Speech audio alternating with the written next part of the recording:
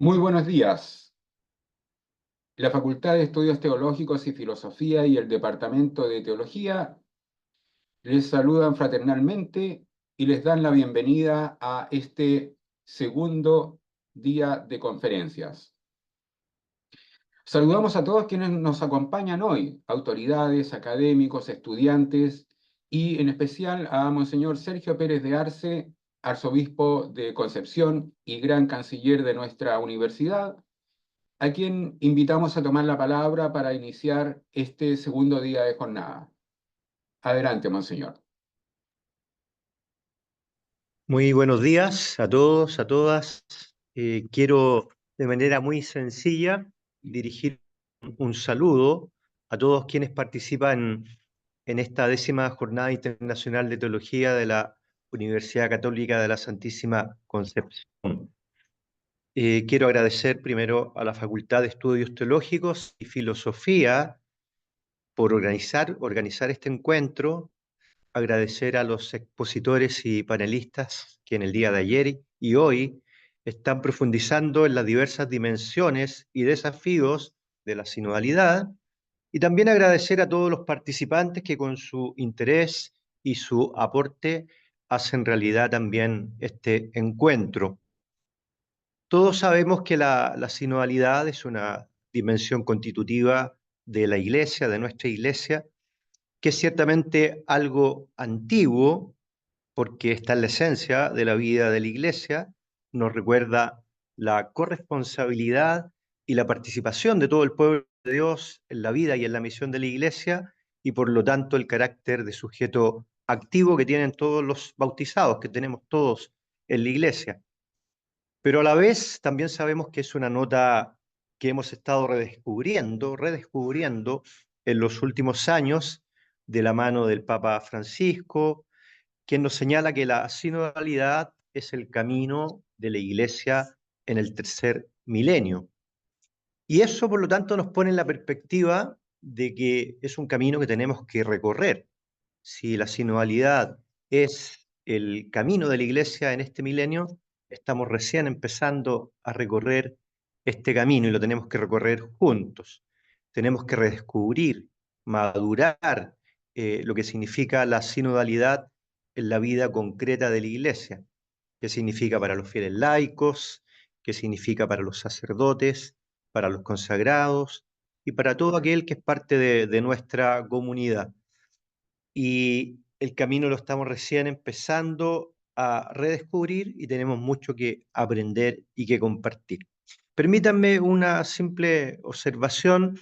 Yo creo que tenemos que profundizar la sinodalidad en todas sus consecuencias, pero a la vez evitar convertir la sinodalidad en un eslogan o en una realidad difusa, porque si pasa a ser una realidad difusa, no vamos a descubrir bien las exigencias que supone para todos nosotros. En ese sentido, tenemos que evitar, creo yo, eh, ponerle el adjetivo sinodal a cualquier cosa en la iglesia o relacionar cualquier cosa que hacemos en la iglesia con la sinodalidad. Sabemos que tiene que ver con muchos aspectos de nuestra vida, pero digo esto simplemente para que no se nos convierta en una realidad difusa y podamos sentir el llamado que esto nos hace con agudeza y, y con, y con realismo también respecto de por dónde avanzar. ¿Qué queremos decir con sinodalidad? ¿Cuáles son los desafíos más urgentes que nos plantea? Eso es lo que tenemos que abordar con lucidez.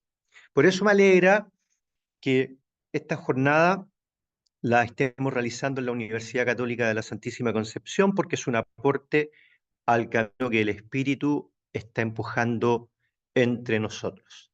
Muchas gracias, que tengan una muy buena jornada.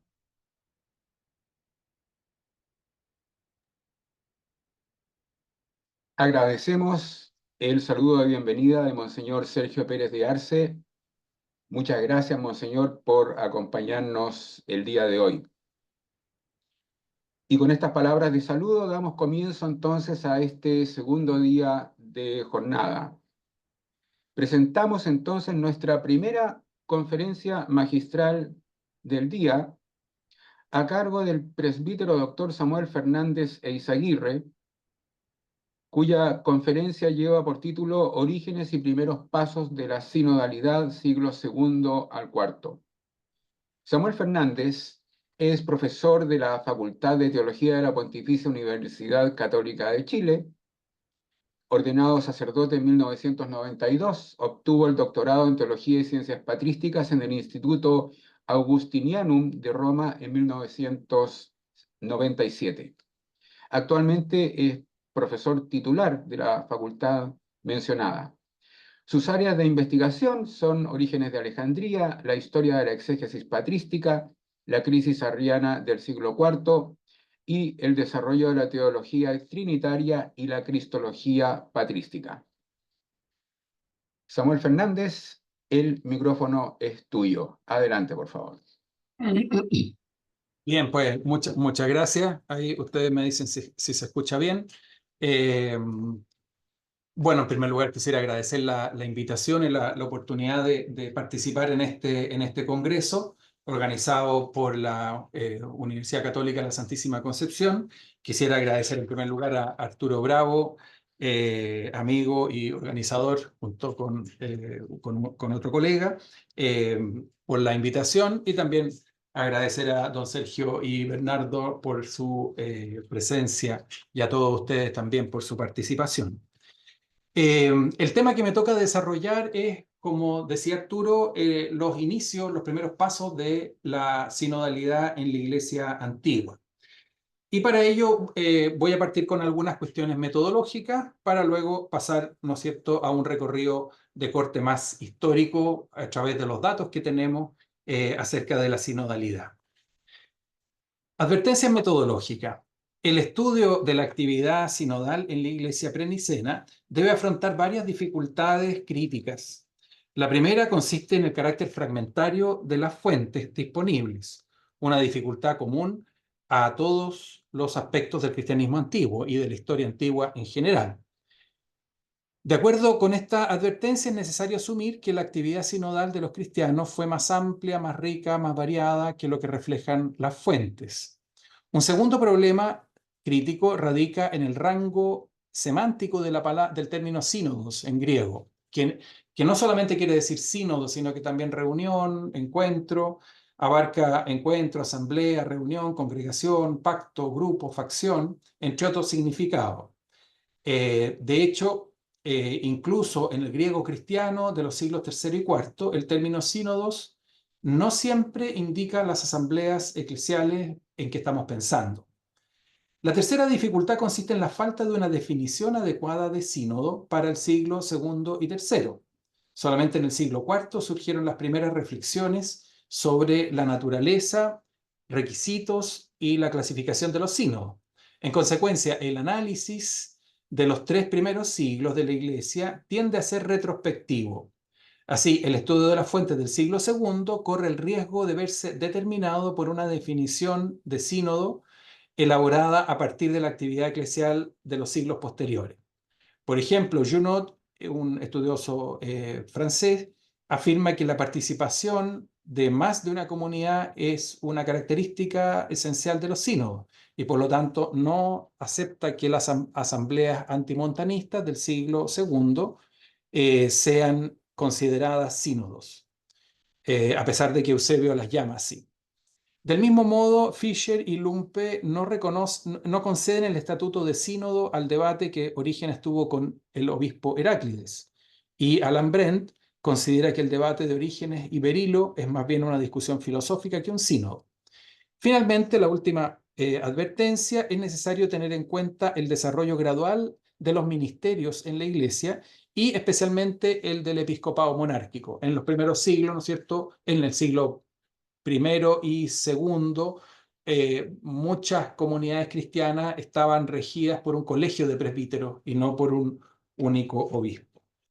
El presente trabajo no ofrece una definición de sínodo para luego aplicarla a las fuentes y tampoco pretende esbozar la historia de los sínodos en general, sino discutir algunos elementos históricos que permiten comprender los antecedentes eclesiales prenicenos de los sínodos de la época de Constantino.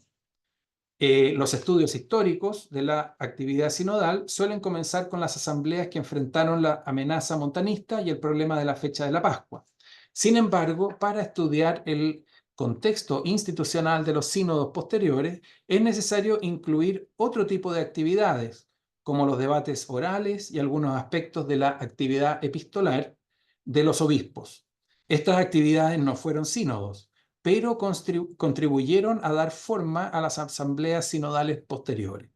Este trabajo presenta los datos relevantes por orden cronológico, sin pretender exhaustividad. Primer punto, la exigencia de la unidad de la Iglesia. Desde su inicio, las comunidades cristianas fueron conscientes de la necesidad de unidad doctrinal y disciplinar, ¿no es cierto? Tenemos estos dos aspectos, lo doctrinal y también lo disciplinar. A diferencia de las escuelas filosóficas, las iglesias daban por sentado que en las iglesias cristianas no podían coexistir doctrinas contradictorias en materias fundamentales. Esta afirmación exigía una solución común a las discrepancias doctrinales y disciplinares que fueron surgiendo y fueron provocando severos conflictos desde el inicio del cristianismo. Esta conciencia de la unidad doctrinal de la Iglesia se encuentra incluso en un autor tan entusiasta de lo que hoy día nosotros podríamos llamar el pluralismo teológico, como Orígenes de Alejandría. Un papiro encontrado en 1941 transmite el registro verbal de una asamblea episcopal en que el obispo Heráclides, que era sospechoso de errores doctrinales, es interrogado por un perito, en este caso el presbítero Orígenes. Antes de comenzar sus preguntas, Orígenes afirma: toda la iglesia está presente escuchando. No conviene que una iglesia tenga diferencia de doctrina con otra iglesia, puesto que no somos la iglesia del engaño.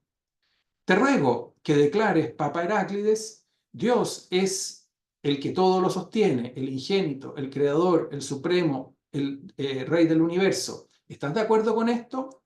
Bueno, y ahí sigue el interrogatorio, ¿no es cierto? Pero lo principal aquí, ¿no es cierto?, es destacar que en las escuelas filosóficas podían haber diferencias doctrinales severas, contradictorias, y eso no provocaba un problema. En cambio, la conciencia de unidad de las iglesias, ¿no es cierto?, exige que en los temas fundamentales haya unidad tanto doctrinal como disciplinar. Vale la pena notar que Orígenes era un teólogo que estaba convencido de la multiplicidad de los sentidos de la Escritura y por ello era partidario del pluralismo teológico. Sin embargo, exigía unidad en la regla de fe. En otras palabras, en el prólogo de su tratado sobre los principios, advierte que los apóstoles transmitieron de manera clarísima unos pocos puntos doctrinales, que él expone en 4 o 5 páginas, y que las maneras y las razones de estos puntos doctrinales quedaron para la investigación de los amantes de la verdad. A la luz de esta declaración programática se comprende que la frase de Orígenes, no conviene que exista diferencia doctrinal entre una iglesia y otra, debe referirse a aquellos puntos que los apóstoles proclamaron con claridad.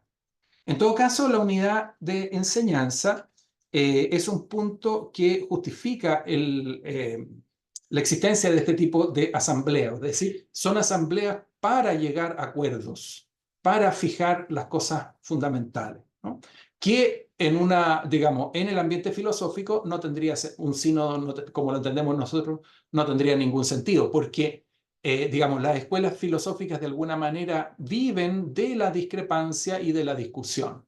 En cambio, la conciencia de la Iglesia, que tenía una pluralidad muy grande en esa época, ¿no es cierto?, es que hay una unidad y debe haber y se debe custodiar una unidad fundamental, ¿no es cierto?, que no anula las diferencias. Segundo punto, diferentes modelos sinodales. El carácter federativo de las iglesias cristianas, es decir, en el fondo las iglesias cristianas tenían mayor autonomía que hoy y estaban federadas, es decir, las iglesias de Egipto dependían de Alejandría, las iglesias de Siria, de Antioquía, etcétera, etcétera, ¿no? Esa situación, digamos, esa estructura favoreció el desarrollo de diferentes formas de resolver las discrepancias eclesiales. A continuación, se describen distintos procedimientos que se elaboraron para superar los conflictos disciplinarios y teológicos entre las iglesias. Las fuentes antiguas, aquí y acá, aquí y allá, ofrecen datos sobre las formas de resolver las discrepancias eclesiásticas. Epifanio de Salamina afirma que los presbíteros de Roma, no el obispo, examinaron la fe de Marción. Esta investigación tuvo lugar en el año 144, según Tertuliano. La historia eclesiástica de Eusebio dice que a mediados del siglo II, los defensores de la verdad combatieron las herejías de Saturnino, Basílides y Carpócrates mediante refutaciones orales y demostraciones escritas. La misma obra de Eusebio recoge varias disputas de la mitad del siglo II. Rodón, por ejemplo, mantuvo un debate oral contra Apeles, un discípulo de Marción, posiblemente en Roma, que dejó registro escrito. En ella, el teólogo cristiano dice lo siguiente: porque al viejo Apeles, cuando tuvo tanto trato con nosotros, se le convenció de que estaba diciendo muchas cosas equivocadamente. Y a partir de entonces solía repetir que no convenía examinar por entero las razones, sino que cada cual se quedara con su propia creencia. Y como yo le preguntara a Apeles, ¿de dónde sacas esta prueba o cómo puedes decir tú que hay un solo principio? Él contestó que las profecías se refutaban entre sí mismas. En cuanto a cómo hay un solo principio, decía Apeles, ¿no es cierto?, que él no ignoraba y que, sin más, a eso se sentía movido. Entonces yo le conjuré, dice el teólogo cristiano, a que dijese la verdad. Y él juró que estaba diciendo la verdad, que no sabía cómo existe un solo Dios increado, pero que él lo creía. Y entonces me eché a reír y le acusé de decir que es maestro y no saber, sin embargo, dominar ni siquiera su propia enseñanza. En este caso, el polemista cristiano, católico, ¿no es cierto?, Rodón, afirma que sus adversarios proclaman un discurso sin pruebas y que se oponían a la investigación racional. Estas últimas palabras expresan la confianza de la Iglesia en la argumentación racional. Esto nuevamente es algo nuevo. Si comparamos las iglesias cristianas con la religión romana, en la religión greco-romana la razón no tiene un lugar. En cambio, en la filosofía sí, y en la iglesia también. Entonces, la argumentación racional es un criterio válido para alcanzar la verdad. La actitud de Rodón, que nos resulta a nosotros normal, manifiesta una opción fundamental del cristianismo a favor de la razón y de la argumentación. Según Eusebio, en tiempos de Teófilo de Antioquía, los pastores atacaban a los herejes con indagaciones orales cara a cara. Esa era la manera como los filósofos también discutían. También afirma que en toda Asia, la Odisea, el Ponto, Roma, Palestina y la Galia, hubo investigaciones sobre la fecha de la Pascua. La Asamblea de Palestina fue presidida por Teófilo, obispo de Cesarea, y Narciso de Jerusalén, y la de Roma por Víctor.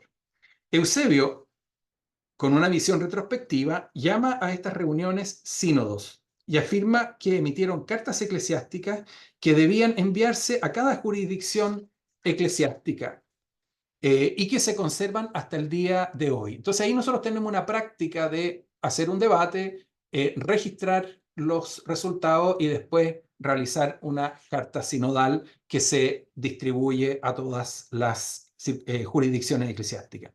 Estas asambleas no enfrentaban una herejía, sino que una discrepancia de tipo de disciplina litúrgica. Es decir, los sínodos no solo se basan, no solo apuntan a la cuestión doctrinal, sino que también a la cuestión disciplinar y en este caso la fecha de la Pascua. En la misma época, en Ancira de Galacia, se celebraron en la iglesia múltiples debates contra los montanistas. Eusebio de Cesarea cita un fragmento de un escrito de un tal Apolinar que relata las discusiones. Dice este tal Apolinar, del cual no sabemos nada más: hallándome recientemente en Ancira de Galacia y comprendiendo que la iglesia local estaba como aturdida por esta no ya, como ellos llaman, nueva profecía, sino que más bien, según lo demostramos, esta pseudo profecía, en cuanto nos fue posible y con la ayuda del Señor, durante varios días discutimos intensísimamente en la iglesia acerca de estos mismos hombres y sobre los puntos por ellos propuestos, tanto que la iglesia se llenó de gozo y quedó robustecida en la verdad, mientras que los contrarios eran rechazados por el momento y los enemigos eran abatidos, ¿no? Aquí entonces aparece, digamos, un conjunto de iglesias que se reúnen durante varios días a discutir. ¿Se fijan? Ahí nuevamente el tema de la, no es solamente el tema de la autoridad, sino que es el tema de la argumentación racional. Las fuentes no hablan de decisiones oficiales, sino de la derrota de los oponentes. Los presbíteros locales pidieron notas escritas del debate. Además, Eusebio cita un fragmento de una carta privada de Serapión contra los montanistas que conserva las firmas autógrafas de muchos obispos en señal de acuerdo. Es decir, estas cartas, estos textos que se escribían, luego tenían la firma de los obispos presentes que ratificaban el escrito. Se ven aquí varios elementos que posteriormente formarán parte de la práctica sinodal.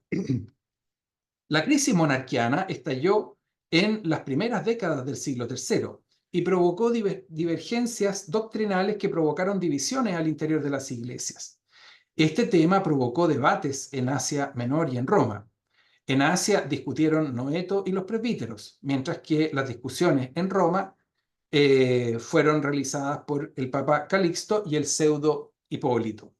El debate del pseudo Hipólito se parece más bien a un debate filosófico entre escuelas. De hecho, él mismo habla de la escuela mía y de la escuela de Calixto. En cambio, las discusiones sobre la teología de Noeto tienen un carácter mucho más eclesial y concluyen con una sentencia, en este caso, de expulsión de la iglesia.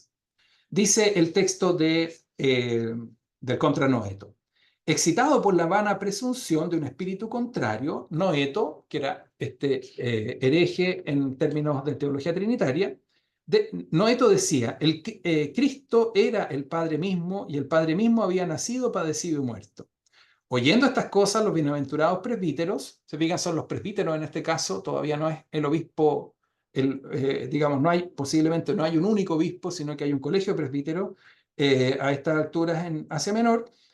Los bienaventurados presbíteros lo convocaron ante la asamblea de la iglesia y lo interrogaron seriamente. Se fijan, lo interrogan frente al resto de la iglesia. Y él mantuvo su doctrina. De nuevo lo convocaron los presbíteros y lo refutaron de su error, pero él se resistía diciendo, pero qué mal hago en glorificar a Cristo. Contra él ellos replicaron, también nosotros conocemos a Dios, y ahí hacen una profesión de fe, y entonces, probándole su error, lo expulsaron de la iglesia, ¿cierto? Ahí nosotros tenemos un debate entre los presbíteros y Noeto que termina, ¿no es cierto?, con la expulsión de Noeto. A mediados del siglo III en Atenas, Orígenes tuvo una disputa pública con Cándido, que parece más bien un debate filosófico entre dos maestros. De ella quedó constancia escrita. El carácter más eclesiástico, en cambio, es el debate que el mismo Orígenes tuvo sobre la fe de Berilo de Bostra, es decir, un obispo de la provincia de Arabia, que hoy día equivale como a Transjordania. Dice así, según el relato de Eusebio: Berilo, el obispo de Bostra de Arabia, pervertía la regla eclesiástica y trataba de introducir enseñanzas extrañas a la fe, atreviéndose a decir que nuestro Salvador y Señor no preexistía con propia delimitación de sustancia antes de residir entre los hombres, y que tampoco poseía divinidad propia, sino únicamente la del Padre, que habitaba en él. Ante esto, los obispos habían procedido a interrogar a Berilo y a dialogar, a debatir con él. Orígenes fue llamado. Se fijan, aquí nuevamente bien interesante, porque hay reuniones eclesiales, pero en estas reuniones eclesiales llaman a un experto, en este caso Orígenes, ¿no es cierto? Sabemos por lo menos de 2 o 3 casos en que Orígenes es llamado como experto para interrogar y examinar la fe en este caso, del obispo. Orígenes fue llamado con otros y bajó. Comenzó conversando con Berilo para averiguar qué pensaba, y cuando supo también lo que decía, comprobó que no opinaba rectamente, y persuadiéndole con su razonamiento, le asentó en la verdad acerca de la doctrina y le restableció en su primera y sana opinión. Hasta hoy subsisten los escritos de Berilo y del sínodo que hubo por causa suya. Nuevamente, el sínodo, la discusión, deja un registro escrito. Escritos que contienen, junto con las preguntas que Orígenes le hizo y los diálogos tenidos en su propia comunidad, todo lo que en aquella ocasión se trató. Después de muchos obispos, después que muchos obispos habían cuestionado a Berilo, finalmente Orígenes dirigió esta discusión doctrinal con las características de un debate filosófico, que devolvió al obispo a la doctrina correcta. A mediados del siglo III, el papel del maestro de teología, había sido absorbido por el del presbítero o obispo. Así, es razonable suponer que en este debate Orígenes ya no actuaba como un maestro, sino que más bien como un presbítero. El relato idealizado de la historia eclesiástica llama a esta reunión sínodos y menciona el escrito que registró la investigación. Además, un papiro se conserva que contiene la transcripción de un debate entre Orígenes y otro obispo, Heráclides. Este documento da una idea del desarrollo de este tipo de encuentro. Leo, son cinco líneas, ¿no es cierto? Una vez iniciada la discusión por parte de los obispos presentes sobre la fe del obispo Heráclides, en modo que confesara frente a todos su manera de creer, y habiéndole dicho cada uno lo que pensaba y propuesto preguntas, el obispo Heráclides dijo: también yo creo en las divinas escrituras, etcétera, etcétera, ¿cierto? Entonces aquí nosotros podemos distinguir algunos elementos. Se ve que están reunidos. Por Orígenes sabemos que toda la iglesia lo estaba escuchando, es decir, en el fondo el debate es público.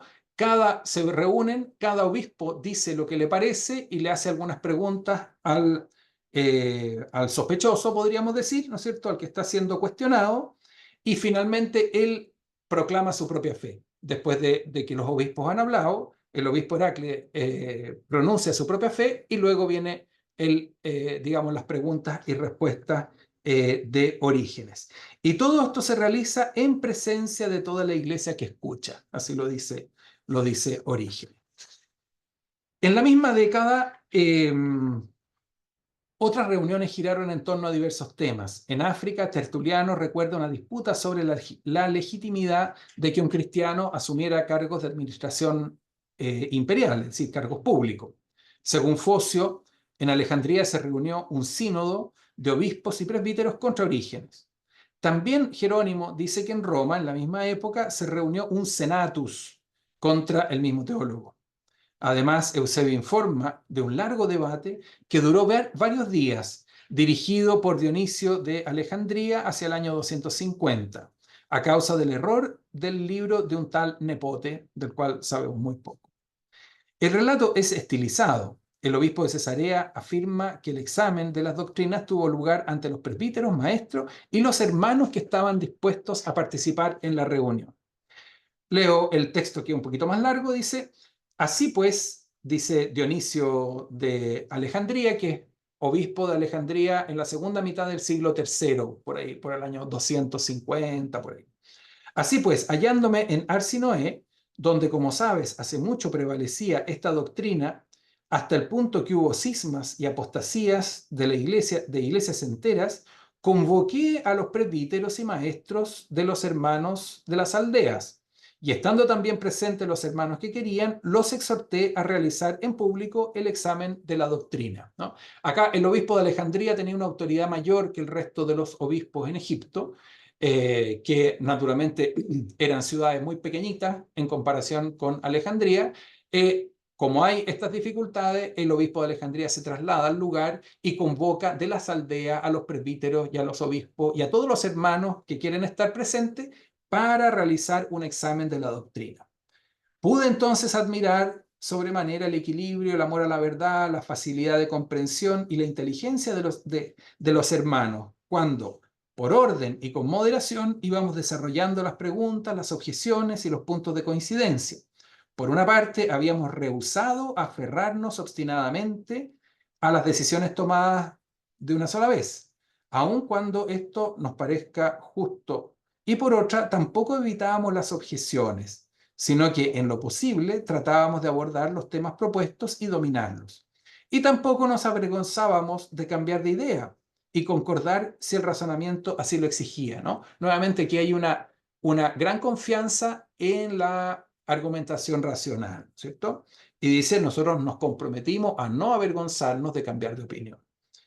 Antes bien, con la mejor conciencia, sin disimulo y con el corazón abierto a Dios, aceptábamos cuanto quedaba establecido por las argumentaciones y por las enseñanzas de la Santa Escritura, ¿no? Ahí nosotros podríamos decir, tenemos mucho de debate filosófico por la argumentación de razón, pero también tenemos la enseñanza de la Santa Escritura, lo que hace que la autoridad no esté, digamos, en la comprensión, podríamos decir, la comprensión racional de las escrituras. Entonces, acá nosotros vemos cómo se asumen elementos del debate filosófico, pero de manera creativa. Una carta de Dionisio de Alejandría a Filemón informa de lo que parece ser la primera recurrencia del término sínodos en sentido técnico. Da cuenta de los sínodos de los hermanos que habían tomado decisiones sobre la disciplina del bautismo años antes. Sabemos que los temas de rebautizar o no a los herejes que volvían a la fe católica, ¿no es cierto?, fue un problema serio, especialmente en el norte de África. Volviendo a Occidente, Cipriano transmite información de primera mano sobre numerosas asambleas celebradas en Cartago sobre cuestiones disciplinares. Él mismo llama a cada una de estas reuniones concilium o concilium episcoporum, concilio de los obispos. Las cartas de Cipriano muestran el desarrollo y la regularidad de los sínodos en el África proconsular. Ellas describen el procedimiento de estas asambleas que se inspiran esta vez, ¿no es cierto?, en la administración jurídica romana y que cuentan con la estructura de la relatio y la sentencia, es decir, cada uno dice lo que piensa y después se toma una solución, digamos, se pronuncia una sentencia. Entonces, aquí lo que es bien importante es darnos cuenta que en ámbito más bien oriental, en ámbito griego, el modelo del debate filosófico es muy fuerte, que tiene naturalmente que es asumido creativamente, de manera crítica, ¿no es cierto? Y se integra la Sagrada Escritura. En cambio, en el África proconsular, ¿no es cierto?, con Cipriano, nosotros tenemos que la administración jurídica romana parece ser el modelo que se toma para este tipo de asamblea. Estos concilios tratan principalmente de asuntos disciplinares. Eran dirigidos por obispos y contaban con la participación de laicos, la plebs. En Cartago nos encontramos con un principio de particular importancia. En el sínodo del 256 los obispos declaran: y ninguno de nosotros se constituye en obispo de obispos, o fuerza a sus colegas a obedecer por necesidad con terror tiránico, puesto que todo obispo tiene su propio arbitrio en razón de su libertad y de su propia potestad, y ni puede ser juzgado por otro, ni puede él mismo juzgar a otro. Pero esperemos el juicio universal de nuestro Señor, que es el único que tiene potestad tanto para encomendarnos el gobierno de su iglesia como para juzgar nuestros actos.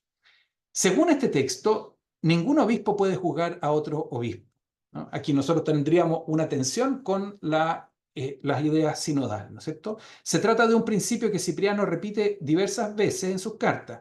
Cada prelado, dice Cipriano, tiene libertad para obrar como quiera en el gobierno de su iglesia y habrá de dar cuentas de su actuación al Señor. Este principio muestra la interacción entre cuestiones jurídicas y teológicas. Una determinada comprensión teológica del episcopado repercute sobre cuestiones jurídicas y procesuales. Naturalmente aparece el vínculo entre teología y derecho.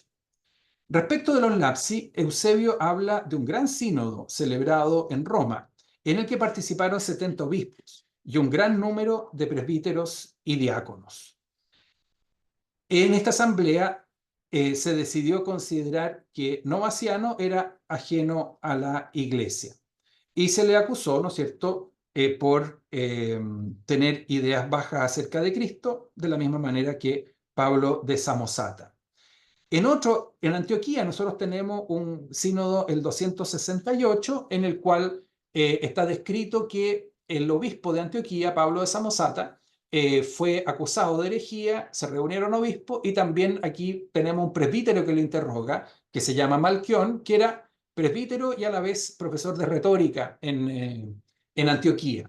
Y él se hace acompañar de taquígrafos, ¿no es cierto?, que iban tomando nota del desarrollo de la discusión para de esa manera digamos, registrar y luego poder confrontar, digamos, la retórica de Pablo de Samosata, que parece que era muy hábil. A propósito del tema de que el obispo solamente es juzgado por el Señor, ¿qué es lo que sucedió? En el mismo norte de África, ¿no es cierto? Posteriormente nosotros tuvimos la crisis donatista y allí, ¿no es cierto?, se empiezan a desarrollar procesos de apelación sinodal. Es decir, un obispo depuesto por un sínodo podía apelar a un sínodo mayor. Y de esa manera, ¿no es cierto?, cambia la perspectiva. Nuevamente aquí nosotros tenemos esta vinculación entre derecho y teología. O sea, la idea teológica de que el obispo tiene autonomía total y solamente es juzgado ante Dios, ¿no es cierto?, se encuentra con que la actividad sinodal pone en cuestión ese carácter absoluto de su autoridad, porque hay una instancia mayor. Y de esa manera, ¿no es cierto?, los sínodos se presentan como una instancia superior a la autoridad del obispo.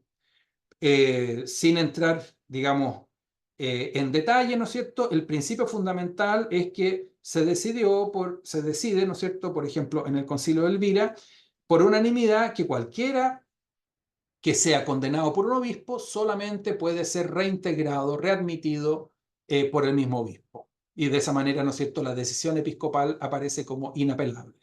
Sin embargo, pasado el tiempo, esta norma empieza a cambiar y se afirma que cada uno de los obispos puede recurrir también, y cada uno de los fieles laicos o presbíteros también puede recurrir a un sínodo. De esa manera nosotros vamos a tener que en el año 329 se dice: si un presbítero o un diácono que ha sido depuesto por su propio obispo o un obispo depuesto por un sínodo osara importunar, etcétera, etcétera, ¿qué es lo que tiene que hacer? Debe recurrir a un sínodo mayor, ¿cierto? Entonces, en el fondo, la actividad sinodal viene a equilibrar, ¿no es cierto?, el carácter absoluto que se le otorgaba a la autoridad del obispo al inicio, ¿no es cierto? Bien, como conclusión, ¿no es cierto?, nosotros, ¿qué es lo que podríamos decir? En el cuadro general se han recogido elementos heterogéneos que responden a distintos contextos y finalidades diferentes. Sin embargo, detrás de estos elementos subyacen dos patrones culturales, ¿no es cierto?, el debate filosófico y el tribunal romano. Estos elementos, ¿no es cierto?, que han sido, como lo hemos dicho, ¿no es cierto?, han sido asumidos de manera crítica y creativa, nos enseñan una cosa fundamental, ¿no es cierto? Por una parte, ¿no es cierto?, digamos, el carácter sinodal del gobierno eclesial viene a equilibrar, digamos, el carácter absoluto de la autoridad del obispo en las distintas diócesis, pero tal vez una de las cosas que es más interesante que nosotros quisiéramos destacar es el hecho de que cuando las iglesias cristianas en el siglo II, siglo III, comenzaron a crecer y comenzaron, ¿no es cierto?, a discrepar interiormente, digamos, ya sea al interior de una misma iglesia o entre iglesias, ¿no es cierto? ¿Qué es lo que sucedió? Digamos, las comunidades eclesiales vieron, digamos, buscaron cuáles eran los modos como la sociedad romana resolvía sus discrepancias. Y se encontraron con dos modelos: el debate filosófico y el tribunal romano, ¿cierto? No se pueden separar completamente porque, por ejemplo, los interrogatorios, la pregunta y respuesta, ¿no es cierto?, son elementos que se encuentran en ambos. Sin embargo, ¿no es cierto?, a través de este desarrollo, ¿qué es lo que nosotros podemos aprender? Valga la redundancia, ¿qué es lo que aprendemos? que la Iglesia antigua fue capaz de aprender de la sociedad grecorromana. Para resolver sus propias discrepancias, no inventó una cosa a partir de la nada, ¿no es cierto?, sino que copió de manera creativa y crítica y combinó elementos que la sociedad romana, greco-romana, ya utilizaba, ¿no es cierto?, para la resolución de conflictos, y los integró, ¿no es cierto?, en estas asambleas que poco a poco fueron configurándose y que ya siglo III y sobre todo ya en siglo IV se van a establecer. Y por lo tanto nosotros podemos ver de qué manera, ¿no es cierto?, en este primer milenio, las comunidades eclesiales supieron aprender de la sociedad grecorromana para poder administrar su propia vida eclesial. Muchas gracias.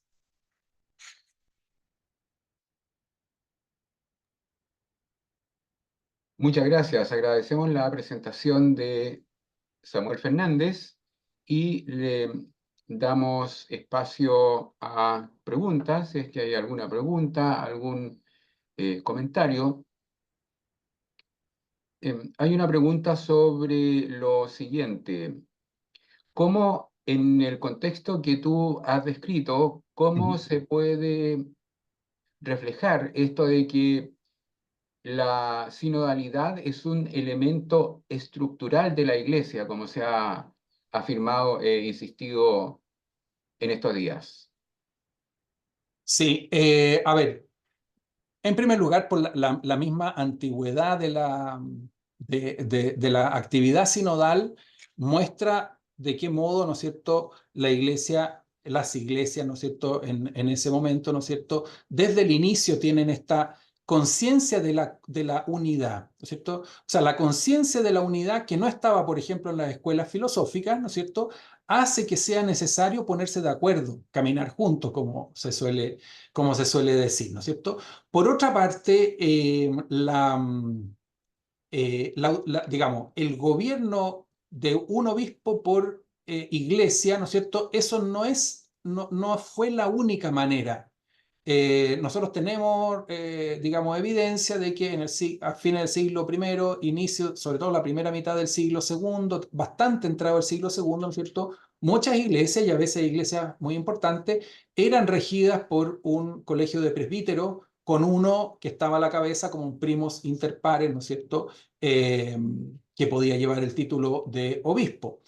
Eso quiere decir, ¿no es cierto?, de que, digamos, la iglesia y las iglesias siempre han buscado, ¿no es cierto?, poder reconocer la voz de Dios, reconocer la voluntad de Dios, ¿no es cierto?, pero ha habido diferentes maneras de hacerlo, ¿no es cierto? Entonces, nuevamente, yo creo que, pensando también en el día de hoy, digamos, hay gente que dice, bueno, que aquí nosotros estamos optando entre tener fe en la iglesia o como tener fe en la democracia, una cosa de ese tipo. No, no, no, no. Aquí se trata de que todos buscamos reconocer la voluntad de Dios. Ahora, ¿por qué medios? ¿No es cierto? Y se han visto diferentes medios a lo largo de la historia de la iglesia, y eso nos enseña, ¿no es cierto?, que efectivamente esa búsqueda común de la verdad, apoyada en la escritura y apoyado en la razón, que cuenta, ¿no es cierto?, con la comunión de los hermanos, ¿no es cierto?, y de las hermanas, eso, digamos, podríamos decir que eso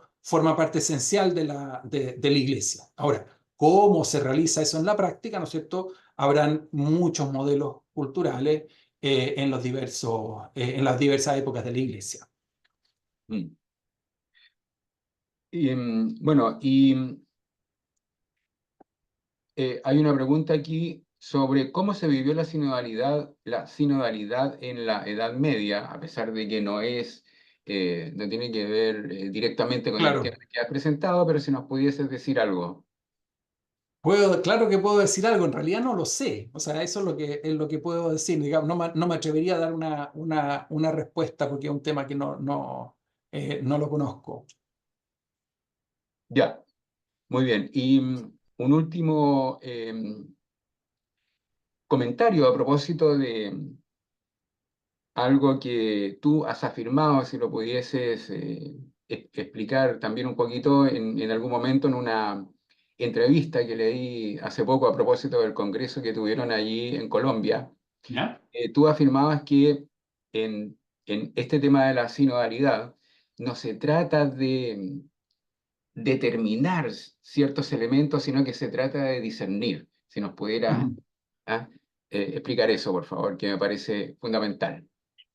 Claro, o sea, yo creo que poniendo la sinodalidad en un plano más amplio, o tal vez en uno de los planos más amplios que podemos pensar, ¿no es cierto? La sinodalidad tiene que ver con la teología de la creación y sobre todo con la teología, con la antropología teológica, es decir, con la idea que nosotros tenemos del ser humano a la luz de la fe.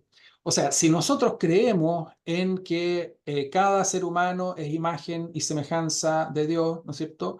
Si nosotros creemos en la bondad de la creación, eh, lo que, digamos, nuestra razón natural, nuestros argumentos, etcétera, etcétera, nos indican, en términos generales, debería estar bien orientado. Nosotros sabemos que, naturalmente, que, digamos, el ser humano es imagen de Dios y podríamos decir en un segundo momento herido por el pecado. Digamos, no hay que ser ingenuos con eso, pero nosotros no podemos partir de la base como que la opinión pública siempre opina justamente lo contrario de lo que Dios quiere, ¿no es cierto? O sea, yo creo que nosotros, para fortalecer el discurso sinodal, también tenemos que tener una mirada más positiva de la sociedad.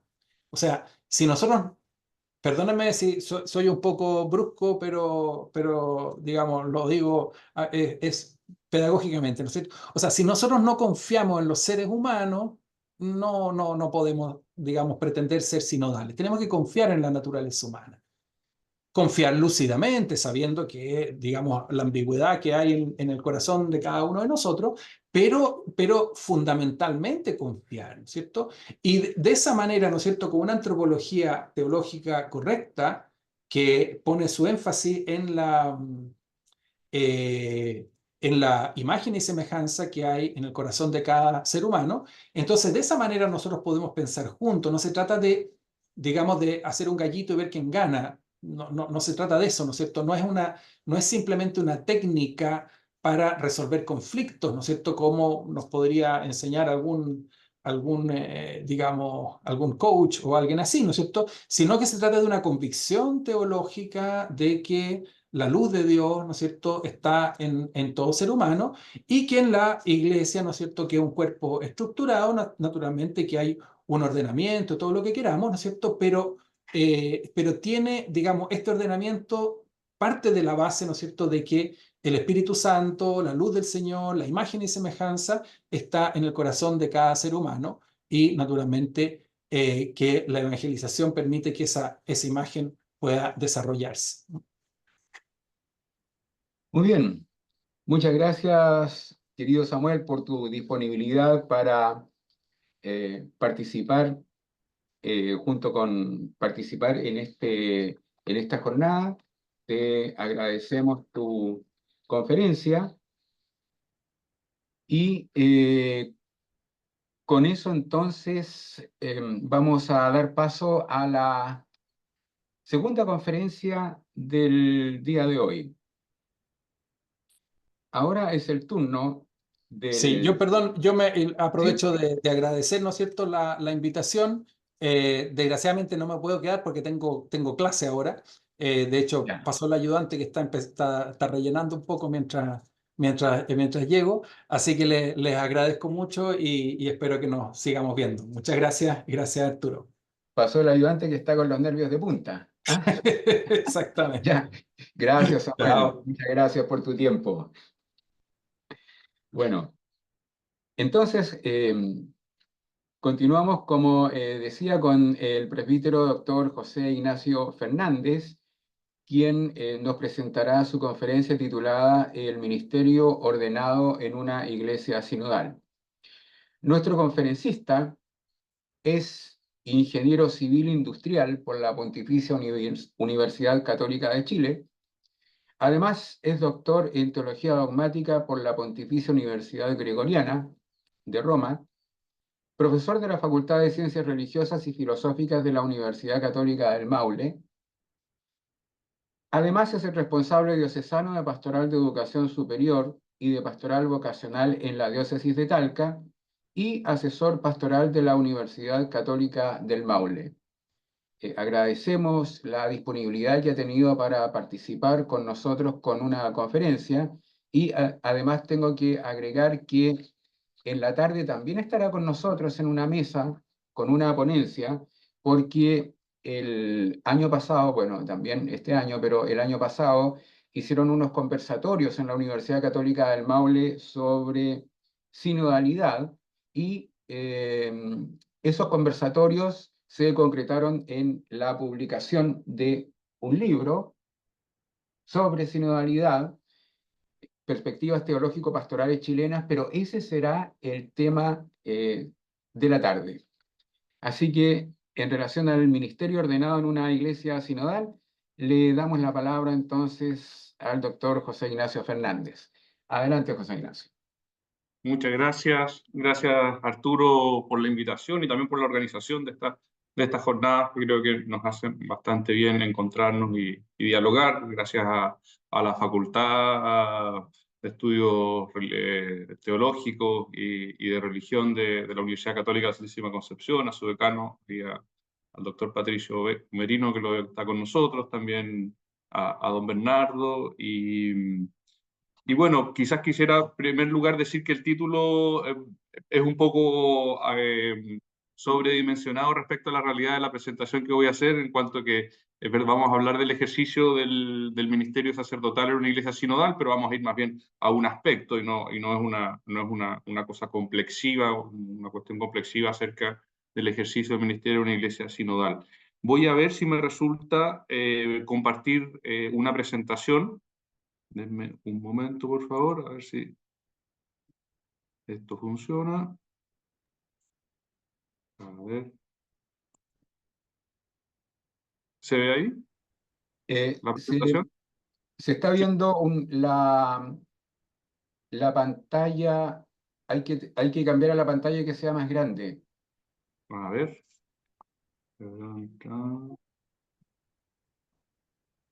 ¿Ahí tampoco? Sí, o sea, se ve, pero Ah, te das cuenta porque salen dos pantallas, una grande de sí. presentación y hay otra que es Dame para el que va viendo la un diapositiva del que segundo. viene, pero A de ver todas si maneras se ve, ¿ah? se ve No, ya. Vamos de todas a... maneras se ve. No, Ujú, ujú. Parece que ahí va a ir mejor. sí, ahí Ahí está. sí. Ya, muchas gracias. Bueno, como les decía, la idea es poder, vamos a enfocar respecto a un aspecto de la vida del pueblo de Dios que tiene que ver con su función profética y cómo ésta se relaciona con el ejercicio del ministerio de los presbíteros en una iglesia y del ministerio ordenado en general.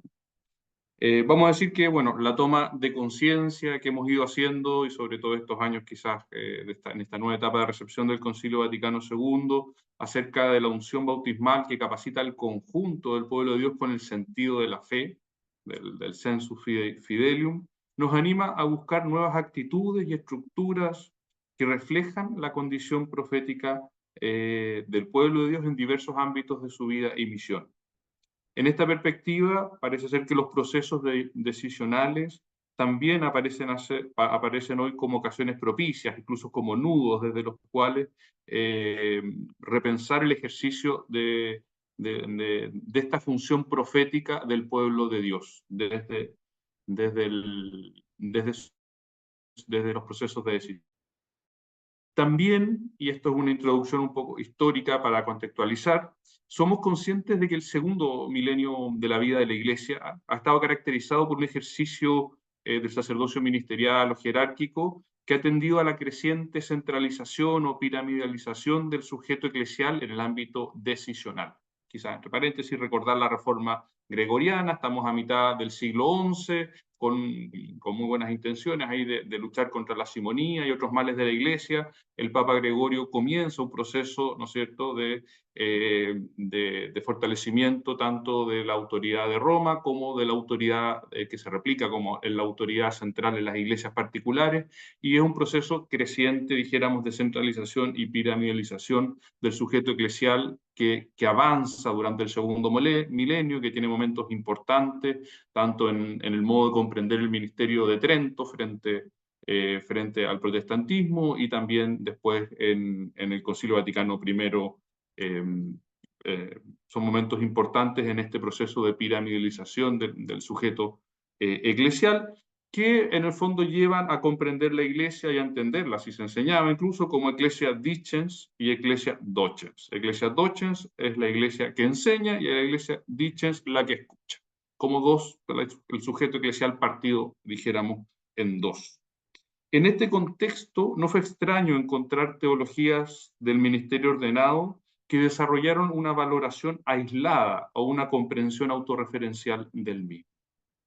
Recordemos, y aquí creo que es importante para adentrarnos en esta nueva etapa, dijéramos, a partir de que nos encontramos. Sabemos que la recepción conciliar de un concilio dura muchos años, podemos hablar a veces de 100 años, el proceso de recepción conciliar en la vida de la Iglesia, y creo que es importante aquí que nos situemos desde el Concilio Vaticano II nosotros, y particularmente quisiera recordar un momento en el proceso de redacción de la Lumen Gentium, dijéramos, en sus orígenes, de los orígenes del texto, que su capítulo, la inserción del capítulo 2, el capítulo acerca del pueblo de Dios, podríamos decir que de algún modo desmontó la pirámide eclesial que se había venido construyendo.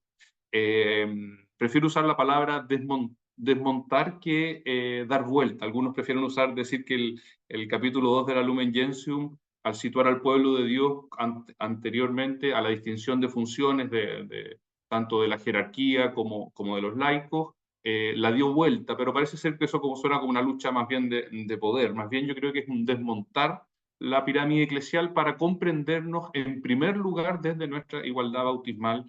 Y para eso creo que vale la pena, como les decía, recordar este aspecto de la redacción de la Lumen Gentium, en que tenemos primero un esquema que había preparado la comisión preparatoria del concilio, con el cual se encuentran los obispos. Los obispos en la primera sesión conciliar manifiestan su incomodidad y que no les gusta el esquema de la comisión preparatoria. El concilio se abre a recoger nuevas ideas para una constitución acerca de la Iglesia. Hay varios modelos, varias propuestas, entre ellas 5 más importantes. Está ahí también el conocido esquema chileno, y finalmente se opta por tener como esquema base durante la primera intercesión, entre la primera y segunda sesión del concilio, se opta por un nuevo esquema que es el esquema belga. Y el esquema belga, que era un esquema muy simple, muy bien preparado, que era de 4 capítulos. Estos eran los 4 capítulos que tenía, los podemos ver ahí: el misterio de la Iglesia, la jerarquía, especialmente el episcopado, frente a que el primado del sumo pontífice había sido el gran tema del Vaticano I. Se suponía que el del Vaticano II iba a dar espacio especialmente al episcopado. El tercer capítulo acerca del pueblo de Dios, especialmente los laicos, y el cuarto, la vocación a la santidad de la Iglesia. Ese era el esquema que había para comenzar, por el que se optó finalmente una vez que se rechazó el esquema de la comisión preparatoria. Durante la intercesión, el cardenal Suenens, un cardenal belga, hace una especial atención a que en este esquema por el que se está optando, en el capítulo 3, y ahí pongamos como la atención, en el capítulo 3 acerca del pueblo de Dios se mezclaban conceptos, ideas que pertenecían tanto al pueblo de Dios y por lo tanto al común de todo miembro bautizado, incluyendo los miembros de la jerarquía, y elementos que correspondían más bien propiamente a los laicos, a los no ordenados. Entonces propone, y esto se propone al inicio de la segunda sesión del concilio, dividir el capítulo 3 en 2 y colocar, a su vez, junto con dividirlo, todo lo que corresponde al pueblo de Dios y que es común a todos los bautizados, en un capítulo que antecediera al capítulo de la jerarquía, que fue el primer cambio que se hace a este esquema. Después no vamos a ver aquí cómo nacen los otros capítulos para formar finalmente 8 capítulos, como conocemos que tiene el Lumen Gentium, pero nos interesa ese cambio, de reconocer que hay elementos comunes y que anteceden nuestra distinción de funciones en la Iglesia. Eso que también es llamado como en el fondo una vuelta copernicana en la eclesiología, es lo que fundamenta la reflexión y desde donde hacemos la reflexión y donde parece ser que hoy día debiera ser el punto de partida desde el cual hacer una reflexión incluso acerca del ministerio ordenado. Es desde dónde partimos, de nuestra igual condición de miembros del pueblo de Dios. Disculpen este paréntesis, pero nos va a ir sirviendo para situarnos. Y es elocuente al respecto el comienzo también de un cambio de lenguaje, incluso para referirse a la jerarquía, también en el capítulo ya 3, acerca de la jerarquía, al hablar del sacerdocio ministerial. ¿Por qué digo un cambio de lenguaje? Cuando el Concilio de Trento se refiere al sacramento del orden, utiliza especialmente un vocabulario marcado por términos como sacerdos o jerarquía,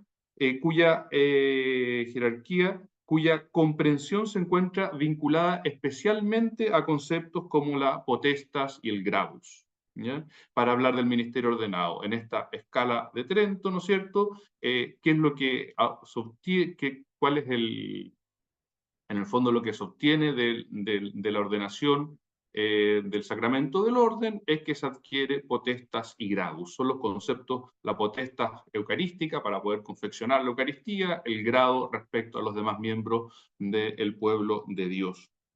Mientras que si nos acercamos a los textos del Vaticano II, especialmente a partir de la Constitución Lumen Gentium, encontramos otros términos vinculados a, que sin deshacerse de estos aún, pero aparecen nuevos términos que empiezan a estar vinculados al ministerio ordenado, que son los términos como missio, economus, el munus, ¿no es cierto? La misión que tienen como administradores, el oficio que cumplen, ¿no es cierto? Y estos términos hacen relación a ministerium o servicio, ¿no es cierto? Como un servicio a otro, y en este caso concreto al sujeto pueblo de Dios que lo antecede dentro de la misma Constitución. Aplicado, por supuesto, estos conceptos en primer lugar a los obispos y luego a los presbíteros como participación de ellos en el ministerium o servicium del obispo, acentuando así que los ministros que tienen la sagrada potestad la han recibido en función del servicio de sus hermanos, para que todos los miembros del pueblo de Dios y tienen, por tanto, la verdadera dignidad de cristianos, aspirando al mismo fin, en verdad y orden, lleguen a la salvación. Entonces aquí aparece que los ministros que tienen la sagrada potestad la han recibido en función de ¿qué? Del servicio de otros, no autorreferencialmente. Son elementos muy importantes que van a irse repitiendo, sobre todo en la Constitución Lumen Gentium, para decirnos que en el fondo la Sagrada Potestad está entendida no respecto a sí mismo, sino respecto al otro, al otro, que en este caso es particularmente el pueblo de Dios y todos aquellos que tienen la dignidad de cristiano. Podríamos decir que lo que antes era llamado potestad es comprendido ahora a través del concepto de servicio. Adicionalmente, el munus, el uso de munus, de oficio, viene referido al triple oficio, ¿no es cierto?, de santificar, apacentar y enseñar, ampliando el horizonte sacramentalista, ¿ya? Si teníamos una reducción de la comprensión del oficio del ministro ordenado a el ámbito especialmente sacramental, aquí se amplía, ¿no es cierto?, a través de la participación en el triple oficio de Cristo, de santificar, apacentar y enseñar, y estructurando la función del presbítero más bien desde lo que era un ser desde su potestas a un ser para el pueblo de Dios, a través de expresiones como estas. Los presbíteros, en virtud del sacramento del orden, quedan consagrados como verdaderos sacerdotes de la nueva alianza, a imagen de Cristo, sumo y eterno sacerdote, para anunciar el evangelio a los fieles, apacentarlos y celebrar el culto divino. Hay una ampliación del oficio propiamente de los presbíteros, ¿no es cierto?, en estas dimensiones de anunciar, apacentar, celebrar. Incluso el mismo uso se va dejando de usar tanto el término sacerdote para hablar del presbítero, y más bien el presbítero es la palabra que va ganando espacio dentro de los documentos conciliares, podríamos decir. En este cambio de lenguaje, esto también es un paréntesis, pues ya que estamos en Chile puede ser interesante y además es muy adecuado al tema, que también durante la elaboración de la Constitución y del capítulo 3 acerca de la jerarquía, de acuerdo a una enmienda que fue justamente presentada entre Chile y Uruguay, por obispos chilenos uruguayos, se decidió cambiar en el esquema de Iglesia la expresión gradum supremum, que era por grado supremo, por la cual se definía lo que es, en el fondo, por la consagración episcopal, los obispos reciben el grado supremo del sacramento del orden, grado supremo, eso era lo que decía el esquema que se había elegido, este esquema belga, Philips, se cambia por plenitudinem. Lo que reciben es la plenitud del sacramento del orden. Cambiamos de una comprensión, ¿no es cierto?, gradual para entender el ministerio del obispo a una comprensión cualitativa, la plenitud, y ya no un grado mayor, sino que una plenitud que expresa además frontalidad, según la misma enmienda propone. Pero eso es un paréntesis para comprender que está habiendo un cambio de lenguaje desde esta gradualidad respecto a los demás miembros del pueblo de Dios a una comprensión cualitativa de los ministros dentro del pueblo de Dios. De hecho, y aquí, de hecho, a partir de estas ideas que están surgiendo, tanto en el cambio de la estructura de la Constitución como del lenguaje que se está usando, Monseñor Larraín, y aquí cito era obispo a la diócesis a la que pertenezco, de Talca, por un obispo chileno de gran relevancia también a nivel latinoamericano, ofreció una conferencia de prensa que fue publicada en el Observatorio Romano durante el concilio, que con luminosidad invitaba a buscar pistas para pensar el ministerio ordenado, que es lo que estamos haciendo ahora a partir de estos cambios que se están generando en los textos del concilio. Y voy a leer aquí lo que decía don Manuel. Por esto es necesario partir de la visión renovada de la Iglesia que se nos muestra después del inicio del concilio. O sea, esto empieza a pasar en el concilio, no se traía de antes, en el concilio. Antes se partía a veces de una teología del laicado, casi en contraposición con una teología del sacerdocio, favoreciendo así una visión parcial y desenfocada. Ahora se habla del laicado y del clero partiendo de la única teología de la Iglesia, que sostiene y orienta las actividades complementarias de ambos. En la Iglesia, el concepto de pueblo de Dios tiene un puesto de precedencia sobre las funciones ministeriales. Y es por esto que es necesario considerar la actividad apostólica como tarea de todo el pueblo de Dios. En el apostolado no puede haber ni clericalismo ni laicismo, sino solamente acción eclesial. Entonces aquí, en el fondo, la precedencia del concepto de pueblo de Dios es desde la cual, y aquí está inmerso en el concilio, esta entrevista es del año 64, desde la cual también queremos hacer esta reflexión acerca de cómo pensar el ministerio ordenado.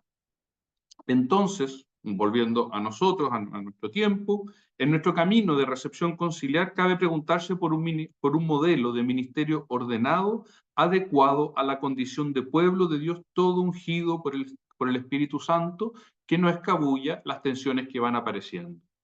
¿A qué servicio? Al servicio, si decimos servicio del pueblo de Dios, ¿pero a qué tipo de servicio? ¿Cuál es el servicio específico, entonces, al cual el ministerio ordenado está orientado? ¿Cuál es la función del ministerio ordenado en este caso, entonces, en una iglesia sinodal? ¿Dónde se sitúa el obispo y su presbiterio al interno de la comunidad cristiana? ¿Cómo comprender el ejercicio del sacerdocio ministerial en el contexto de la única misión eclesial?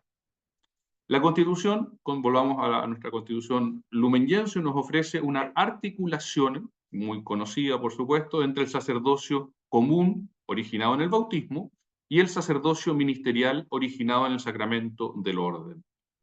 El sacerdocio común de los fieles y el sacerdocio ministerial o jerárquico, aunque diferentes esencialmente y no solo en grado, se ordenan sin embargo el uno al otro, pues ambos participan a su manera del único sacerdocio de Cristo. Nosotros aquí vamos a profundizar entonces de qué modo el sacerdocio ministerial se ordena al común, que es el elemento, no tenemos aquí tiempo para desarrollar también cómo el común se ordena al ministerial. Desde la perspectiva del sacerdocio ministerial, aquel del obispo y de los presbíteros, esta articulación lo sitúa en función de su ordenación, como vemos aquí, al sacerdocio común. En otras palabras, recordando que no son sino formas esencialmente distintas de la participación en el único sacerdocio de Cristo, El sacerdocio ministerial encuentra su sentido, diremos aquí, como servicio al sacerdocio común. Al mismo tiempo, el sacerdocio común en la Constitución, en el capítulo 2, en el capítulo acerca del pueblo de Dios, es desplegado en dos oficios, uno que llamaremos litúrgico sacerdotal y el otro profético. Sabemos que la Constitución en el capítulo 2 no despliega el sacerdocio común de los fieles en la función real. Ahí hay muchas discusiones posteriores, algunos dicen que, no es, que es posible hacerlo, aunque el concilio en ese minuto no lo hizo. Pero nosotros nos enfocaremos en estos aspectos. Parece ser que la ordenación del sacerdocio ministerial al oficio litúrgico sacerdotal del pueblo de Dios, cuando el obispo o el presbítero preside la asamblea eucarística, ha sido más desarrollado tanto en la reflexión como en la praxis eclesial. Tenemos más claro que toda la asamblea celebra, que si hay un obispo o un presbítero, preside para que sea la asamblea la que celebre la Eucaristía. Entonces se comprende más fácilmente, quizás visualmente incluso, y se ha desarrollado más también tanto en la teoría como en la praxis eclesial, esta idea del ministro que preside en la función litúrgica para el ejercicio de la función litúrgico-sacerdotal del pueblo de Dios. Sin embargo, parece ser que en la función profética se encuentra todavía, estamos en una etapa aún más preliminar de recepción de esta doctrina conciliar.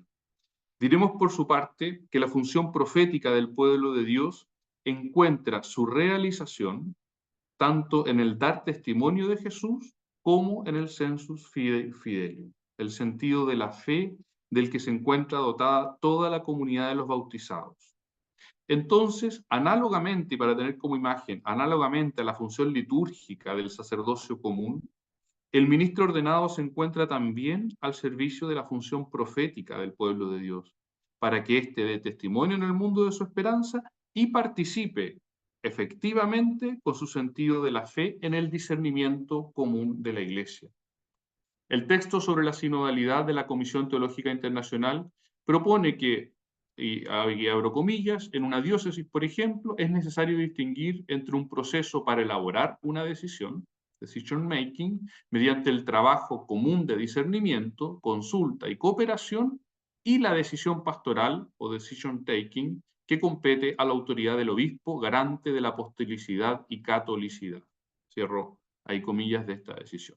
Entonces sitúa este trabajo común de discernimiento en el cual el pueblo de Dios ejercita su sacerdocio común, el oficio profético del sacerdocio común, en el espacio del proceso decisional.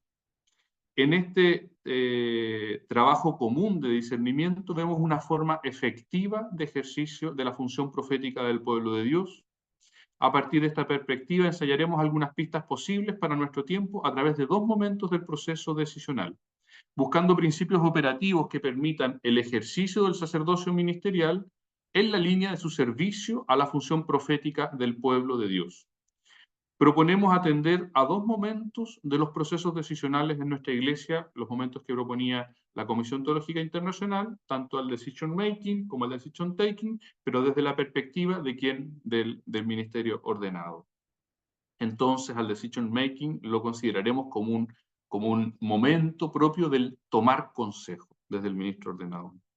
Cuando en una iglesia particular o en una comunidad se enfrenta a un proceso de toma de decisión, este se ve afectado por diversos momentos que influirán en el obispo o en el presbítero, sobre el cual recaiga la responsabilidad final en la toma de decisión, a veces más allá del nivel de conciencia que tengamos al respecto, la propia historia, el modo de comprender el mundo, la realidad eclesial, el estilo de liderazgo, etc. El Código de Derecho Canónico, posibilitando el ejercicio de la función profética de la comunidad eclesial, considera que en la medida que lo aconsejen las circunstancias, se constituirá en cada diócesis un consejo pastoral al que corresponde, bajo la autoridad del obispo, estudiar y valorar lo que se refiere a las actividades pastorales en la diócesis y sugerir conclusiones prácticas sobre ellas. A la vez, si es oportuno, continúa el Código, a juicio del obispo diocesano, oído el consejo presbiteral, se constituirá en cada parroquia un consejo pastoral que preside el párroco y en el cual los fieles, junto con aquellos que participan por su oficio en la cura pastoral de la parroquia, presten su colaboración para el fomento de la actividad pastoral. Estos organismos, sin duda, se constituyen hoy en espacios participativos que permiten al ministro ordenado tomar consejo en el ejercicio de su responsabilidad de presidir a la comunidad del confiada. Proponemos aquí algunas pistas para que la toma de consejos sea una ocasión de que el sacerdocio ministerial se ejercite como servicio a la función profética de la comunidad del confiada. La escucha activa principalmente y el discernimiento comunitario. En cuanto a la escucha activa, diremos escucha a qué. En primer lugar, sabemos que la escucha en el discernimiento eclesial es escucha al Espíritu. Es que juntos nos ponemos a la escucha al Espíritu.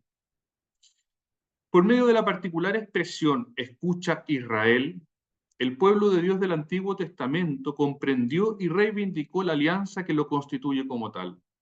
Israel es consciente que este llamado a la escucha los dispone a su singular relación con Yahvé y lo repite para renovar y volver a pasar por el corazón aquello que lo hace único entre todos los pueblos. Escucha Israel, la escucha. La apertura a la escucha lo hace reconocer que su condición de pueblo de Dios no le viene de sí mismo, sino como un don a acoger. Asimismo, la relación de los discípulos que reconocen a Jesús como maestro se genera desde la escucha de su palabra. Y luego de su resurrección, la comunidad naciente crece a partir de la escucha de las palabras de la fe de sus miembros. El Papa Francisco, hace pocos años, en el aniversario número 50 del Sínodo de los Obispos, decía que una iglesia sinodal es una iglesia de la escucha, con la conciencia de que escuchar es más que oír. Es una escucha recíproca en la cual cada uno tiene algo que aprender. Pueblo fiel, colegio episcopal, obispo de Roma. Uno la escucha de los otros y todos a la escucha del Espíritu Santo, el Espíritu de la verdad, para conocer lo que Él dice a las iglesias. De este modo, la escucha que realiza el pueblo de Dios es un acto abierto, que lo vuelca hacia afuera de sí mismo y no un repliegue sectario, de modo que pueda oír la voz del Padre por medio de Jesucristo en el Espíritu Santo. De esta escucha es servidor el ministro ordenado. De modo que cuando se prevén en el Código de Derecho Canónico diversas formas de organismos de participación, no está simplemente el Código apelando a una ayuda o cooperación al sacerdocio ministerial, aunque sin duda también lo es, sino al ejercicio de la función profética de la comunidad ahí presente. Pero desde la posición de quien preside estas formas de consejo, la escucha a quienes son miembros de este se constituye en promoción de la apertura comunitaria a la acción del Espíritu. En consecuencia, cuando el Código de Derecho señala que el Consejo Pastoral tiene voto meramente consultivo, no puede ser interpretado como una opinión entre muchas la que escucha el ministro ordenado, sino que su consulta se vuelve parte esencial de la decisión final que tomará el ministro ordenado. De estas reflexiones surge la conciencia cada día más madura de que el voto meramente consultivo está llamado a ser escuchado activamente por quien tiene en su mano la responsabilidad de la decisión eclesial, de modo que se incorpore entre los elementos esenciales que tendrá el obispo o presbítero en cuenta para tomar la decisión. Una segunda pista en este servicio del ministro ordenado a la función de la función profética de la comunidad que se le confía, diremos que se encuentra su animación o su conducción hacia el consenso. La escucha activa que realiza el ministro ordenado en el proceso decisional estará aún incompleta en cuanto a servicio a la función profética del pueblo de Dios si no se empeña en conducir el proceso hacia el consenso comunitario. Consenso que a su vez se ve enriquecido por el nivel de representatividad de la comunidad eclesial del que los consejos tengan. Ahora no entraremos en los detalles de la riqueza que envuelven otras formas de consejo en la iglesia particular, como el presbiteral, el de consultores o el de órdenes, pero diremos que en ellos la capacidad de representatividad del presbiterio ante y con el obispo también favorecen análogamente la sinodalidad eclesial. La Constitución Lumen Gentium enseña que en la participación en la función profética de Cristo, la totalidad de los fieles que tienen la unción del Santo y no puede equivocarse cuando cree. Y esta prerrogativa peculiar suya la manifiesta mediante el sentido sobrenatural de fe, sensu fidei fidelium, de todo el pueblo, cuando desde los obispos hasta los últimos fieles laicos presta su consenso universal en las cosas de fe y costumbre. Es verdad que en cada consejo pastoral no buscamos, por ejemplo, alcanzar un nuevo consenso acerca de elementos básicos del dogma cristológico, ni vamos a volver, no son las materias, los objetos propios del consenso particular en el que trabajamos ordinariamente los ministros ordenados. Pero guardando las proporciones y de forma analógica, el consenso de cada consejo, especialmente el diocesano, adquiere un valor significativo en cuanto a ejercicio de la función profética de la comunidad o de una iglesia particular. Sin duda, el obispo, en su función al interno del consejo diocesano y del consejo presbiteral, se pone al servicio de esta función profética de toda la iglesia, cuando convoca para conducir la escucha eclesial del Espíritu Santo. Iluminadora en este sentido es la afirmación de San Agustín cuando habla de la concordísima conspiración de la fe, concordísima fidei conspiratio, concordísima, ¿no es cierto?, como esta cualidad superlativa del vivir con un solo corazón, concordis.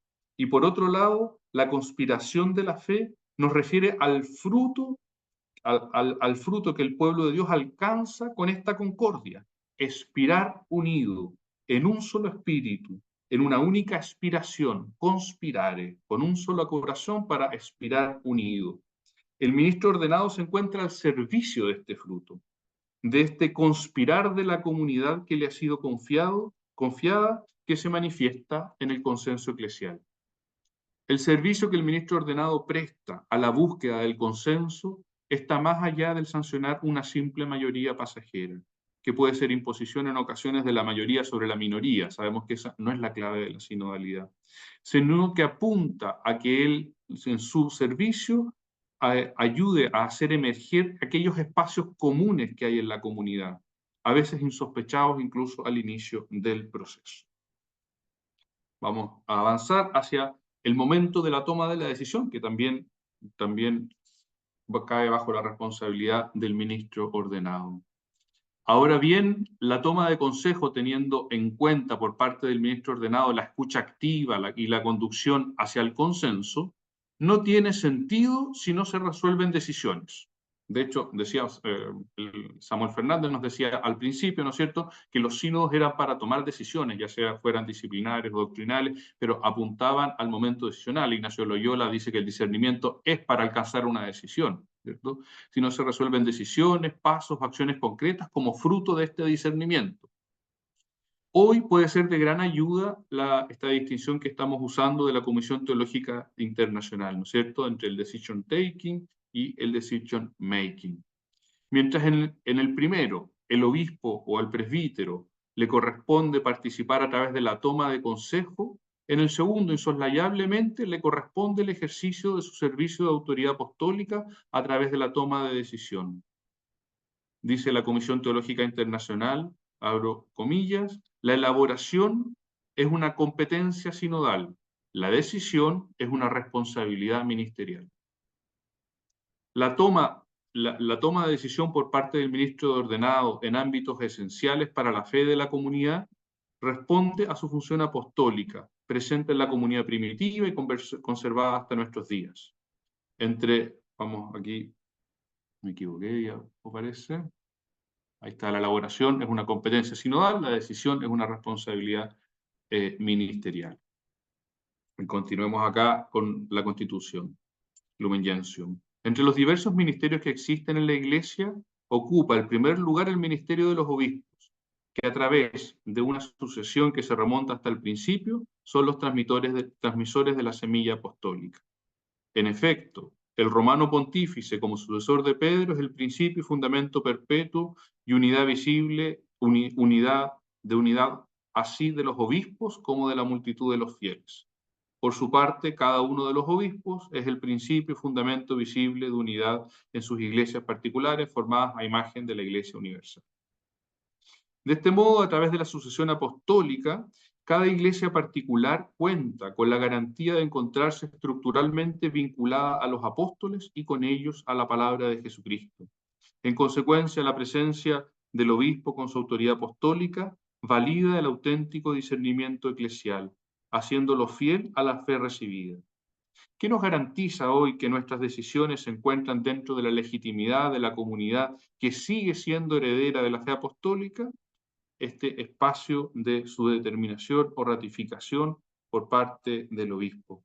Esta garantía adquiere horizonte diacrónico, desde hoy hasta los apóstoles, pero también sincrónico, en la comunión del obispo que nos preside, con el obispo de Roma y con los demás obispos del mundo con quienes constituye el colegio episcopal. A su vez, tendremos en consideración que los presbíteros, como colaboradores diligentes de los obispos y ayuda a instrumentos suyos, están llamados al servicio del pueblo de Dios y forman con su obispo un único presbiterio dedicado a diversas tareas. En cada una de las comunidades locales de fieles, hacen presente de alguna manera a su obispo, al que están asociados con confianza y magnanimidad. Participan de sus funciones y preocupaciones y las llevan a la práctica cada día. Ellos santifican y gobiernan bajo la autoridad del obispo la porción del rebaño que les fue confiada. Entonces, tanto el obispo como el presbítero son sobre quienes recae el derecho-deber de garantizar la eclesialidad del decision-taking como fruto del decision-making. La dimensión sinodal de la decisión eclesial ligada al oficio del sacerdocio ministerial se ve favorecida por la incorporación de la escucha. Este proceso significativo de decision making y su ratificación finalmente de ese consenso que impulsa a la misión. Incorporación de la escucha como punto ya final de este proceso decisional. Del carácter meramente consultivo de los consejos pastorales y económicos, no tiene por qué seguirse que lo suyo sea una opinión más entre varias de las que pueden haber. De modo que el obispo o presbítero tenga que tomar decisiones solamente considerando poco o nada la escucha de estos consejos, como a veces acontece cuando se interpreta el voto meramente consultivo de algunos consejos. Tampoco se trata de que quien preside el consejo esté obligado a seguir lo indicado estrictamente por éste.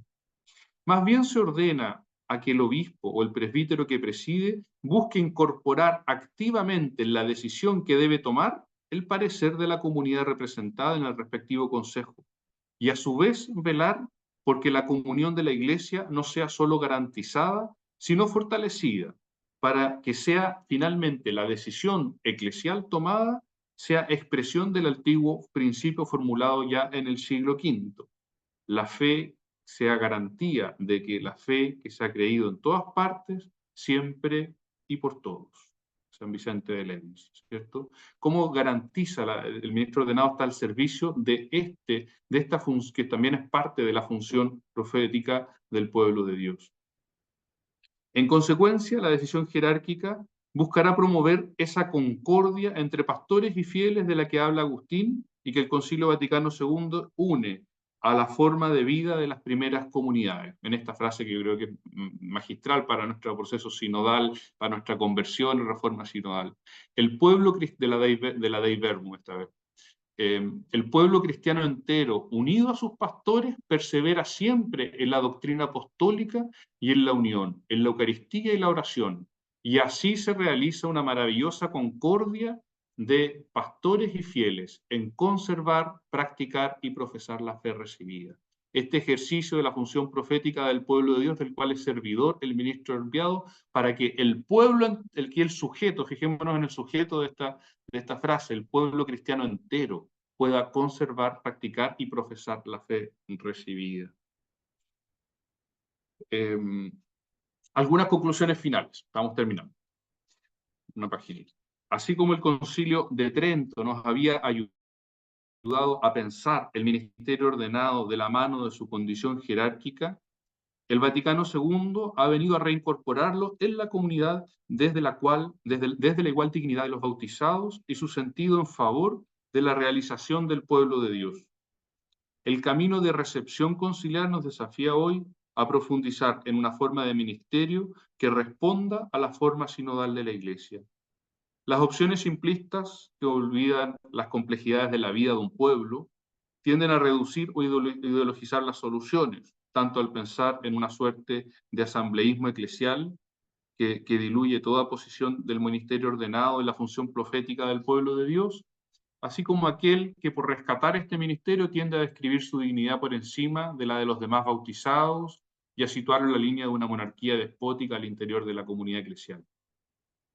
Estas pistas, las que hemos intentado ofrecer ahora, permiten sostener a la vez tanto el principio de lo común como el principio jerárquico. La consideración de dos momentos en un único proceso de discernimiento permite distinguir de mejor forma aquel modo propio con el cual el sacerdocio ministerial puede constituirse en un necesario servicio para la realización de la función profética del pueblo de Dios. De este modo, antes que caer en la trampa, podríamos pensar, de la aparente merma o sustitución del ministerio ordenado en nuestro proceso de reforma sinodal, podemos considerar que su orientación al servicio de la función profética de la comunidad confiada lo vuelve un valioso don del Espíritu para la vida de la Iglesia.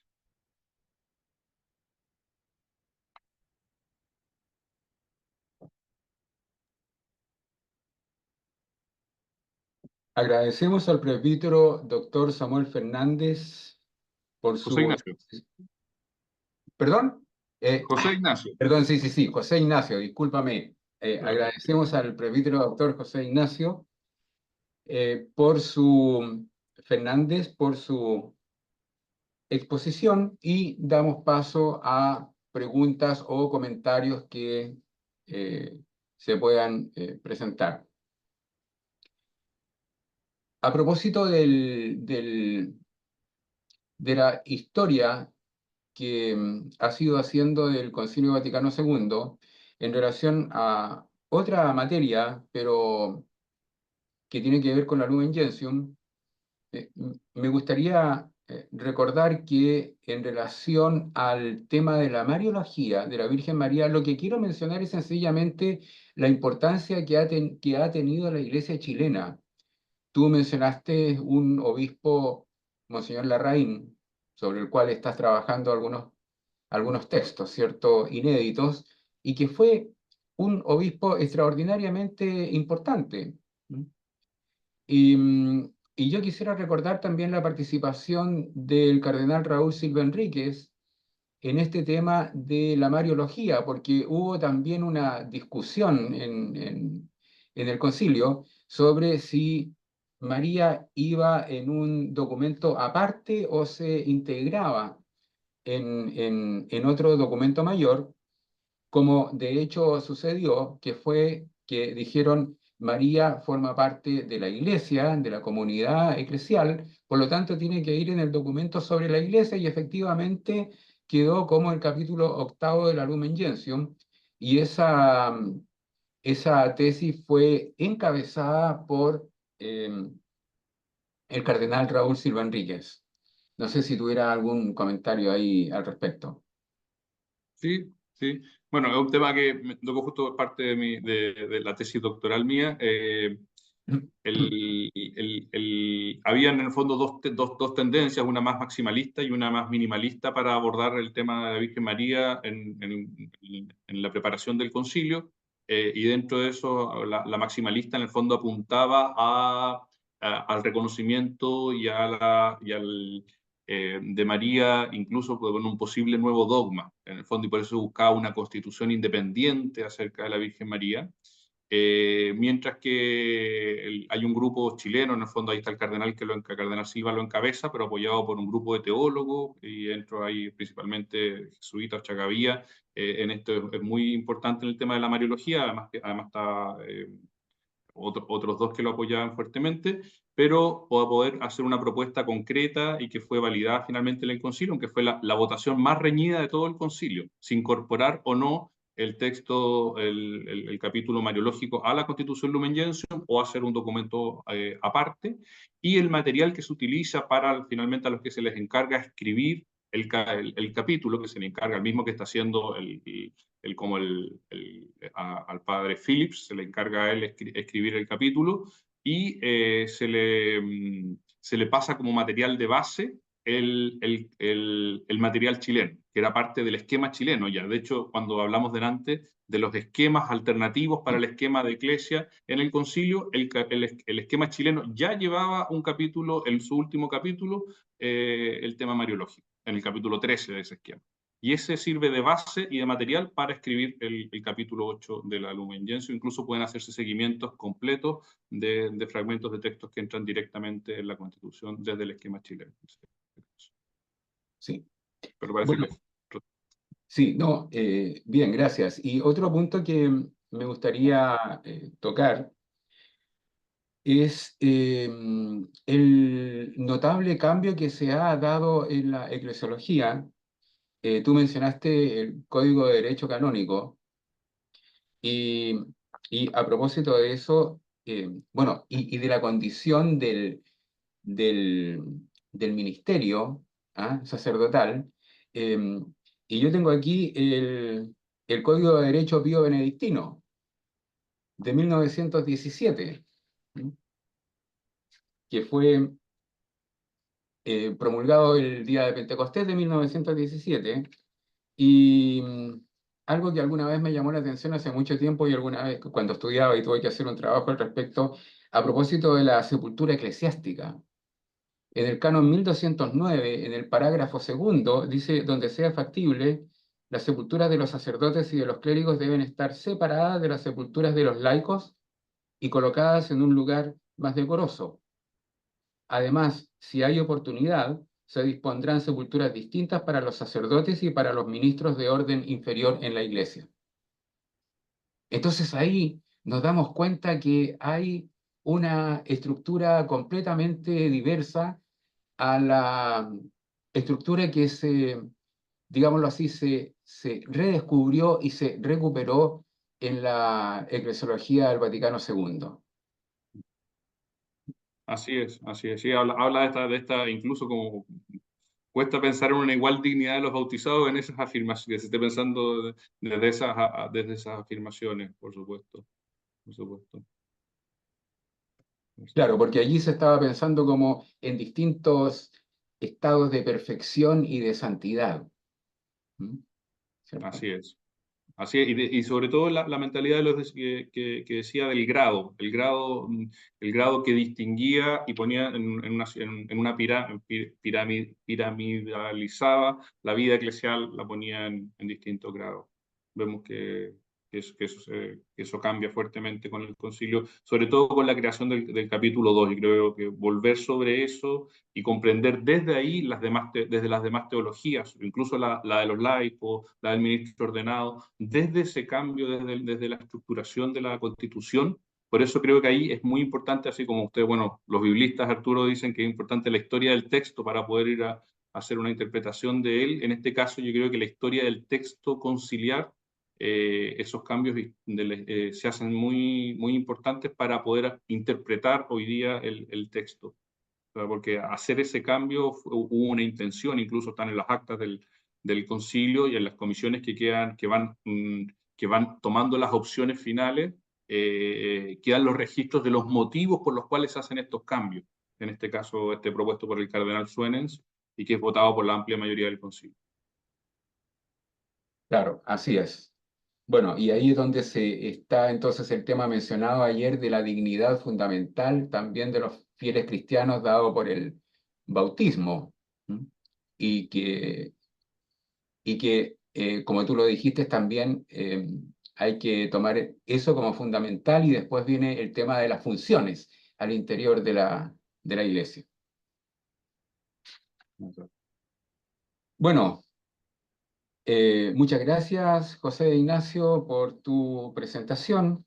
Y con esto terminamos la parte de las conferencias para darle el paso entonces a las mesas.